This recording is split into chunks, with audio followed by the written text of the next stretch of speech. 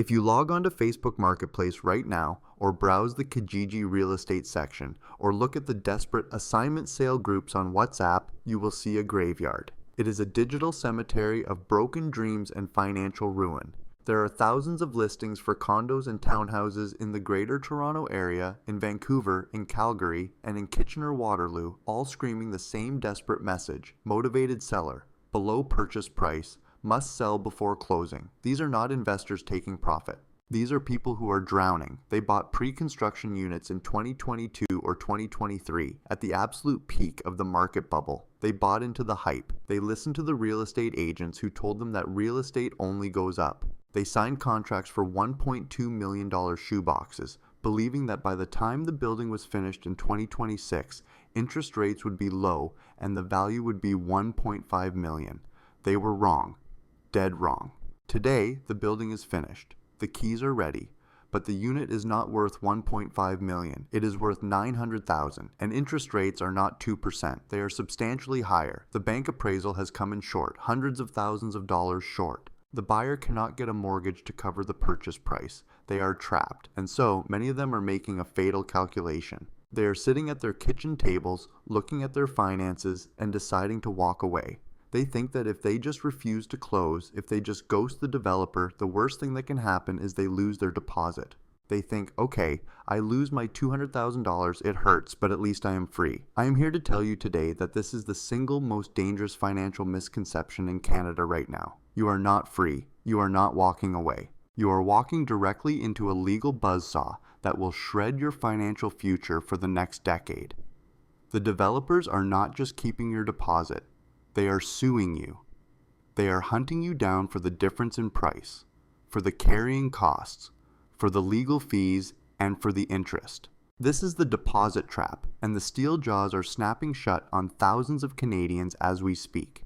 To understand why this is happening and why it is happening with such ferocity right now, you have to understand the desperate position of the developers.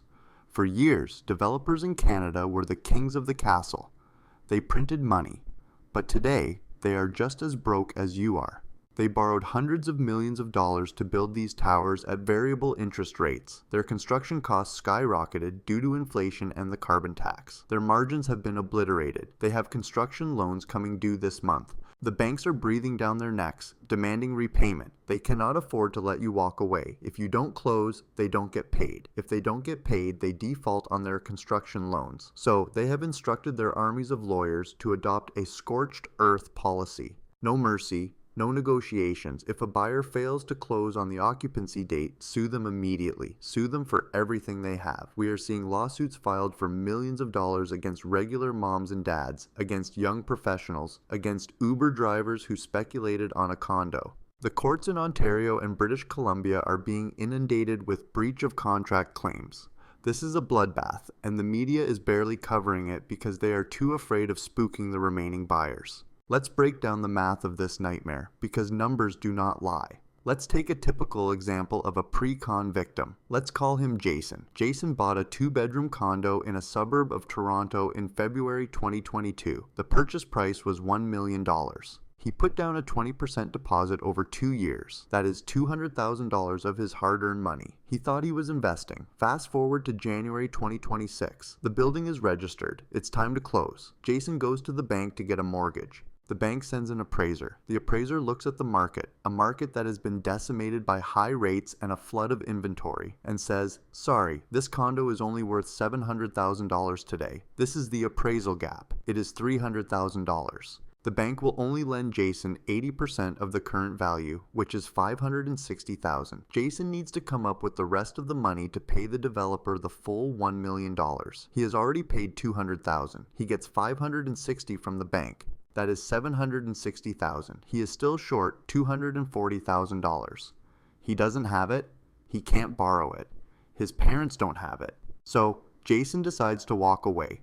He thinks, fine, keep my $200,000 deposit.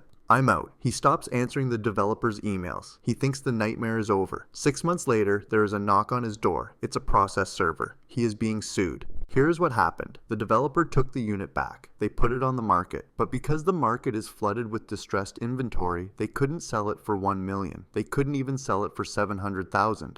They eventually sold it to a vulture investor for $650,000. Now the developer does the math. The contract price was $1 million. They sold it for $650,000. The loss is $350,000. They already have Jason's $200,000 deposit, so there is still a shortfall of $150,000. The lawsuit is for that $150,000, plus legal fees, plus the cost of staging the unit for resale, plus the utility bills and maintenance fees for the 6 months it sat empty, plus interest on the developer's loan. Suddenly, Jason is being sued for $250,000 on top of losing his $200,000 deposit. He has lost nearly $500,000 on a condo he never even owned. This is the reality of damages in contract law. You are liable for the difference, and the developer will get a judgment against you. They will garnish your wages. They will put a lien on your parents' house if they co-signed. There is no escape. The assignment sale market, which used to be the escape hatch, has been welded shut. In the past, if you couldn't close, you would just sell the contract to someone else before the building registered. You might even make a profit. Today, that market is dead. It is a sea of red ink. People are listing their contracts for zero profit, then loss of deposit plus cash incentive. We are seeing listings where the seller is offering to pay the buyer $50,000 just to take the contract off their hands. And still, no one is biting. Why would anyone buy your contract for a unit priced at 2022 levels when they can go buy a resale unit down the street for 30% less? The smart money knows this. The sharks know this. They are waiting for you to bleed out. The assignment market is not a market anymore. It is a crime scene. We must also talk about the firm agreement of purchase and sale. This is the document you signed. It is ironclad. Real estate agents often gloss over this document. They tell you it's standard. It is not standard, it is a weapon. It contains clauses that allow the developer to extend the closing date almost indefinitely, but force you to close on a specific day or face ruin. It contains clauses that make you responsible for adjustments that can add tens of thousands of dollars to the final price. Development charges, park levies, education levies. In 2026, municipalities have jacked up these charges to cover their own deficits. So, on closing day, you get hit with a bill for an extra $30,000 in fees you didn't budget for. This is often the straw that breaks the camel's back. The system is rigged to transfer all the risk to the buyer, while the developer and the government keep the upside. But now that there is no upside, the buyer is left holding a bag of toxic debt. Who is to blame for this catastrophe? The list is long, but we must start with the Bank of Canada and the federal government. They created the environment that lured you into this trap. In 2021 and 2022, Tiff Macklem told Canadians that rates would stay low for a long time. He effectively encouraged you to borrow. The government touted their immigration targets, fueling the narrative that housing demand would be infinite. They created a FOMO, fear of missing out frenzy. They watched as pre-construction prices detached from reality, selling for $1,500 a square foot in suburbs where the average income is $50,000 a year. They knew it was a bubble. They knew it was unsustainable. But they needed the construction jobs. They needed the GDP growth. They needed the tax revenue. So they let the developers sell you a fantasy, and now that the fantasy has collided with the reality of interest rates and recession, they are washing their hands of you. There is no bailout coming for pre-con buyers. There is no government program to save your deposit. You are on your own against a billion-dollar developer with a team of ruthless litigators. The psychological toll on these buyers is devastating. I have spoken to people who are suicidal. I have spoken to couples who are getting divorced because of the stress. Imagine working for 10 years to save that deposit, only to watch it vanish and then be told you owe another $200,000. It destroys your faith in the system. It destroys your future. These are not tycoons. These are regular Canadians who tried to do what they were told was the right thing, invest in property. They are now facing bankruptcy. And let's be clear about bankruptcy. It is not a get-out-of-jail-free card. If you declare bankruptcy to avoid the lawsuit, you lose your credit for 7 years. You might lose your professional license if you are a lawyer, an accountant, or a realtor. You lose your standing in the community. It is a nuclear option, but for many, it is becoming the only option. We are also seeing a new, darker trend: specific performance. In some cases, the developer doesn't just want damages, they want to force you to buy the unit. They go to court and ask the judge to order you to close. If you have assets, if you have another home with equity or a healthy investment portfolio, the developer will target those assets. They will argue that you can close, you just don't want to because the value dropped. Courts in Canada have historically been sympathetic to this. If you have the means to close, you must close. The fact that it is a bad investment is not the court's problem. You signed the contract, you took the risk, you must pay the price. This forces people to liquidate their other assets at fire sale prices to pay for the condo they don't want. It spreads the contagion from the pre-con market to the resale market. The ripple effect of this is hitting the rental market as well. Many of these pre-con units were intended to be rental properties.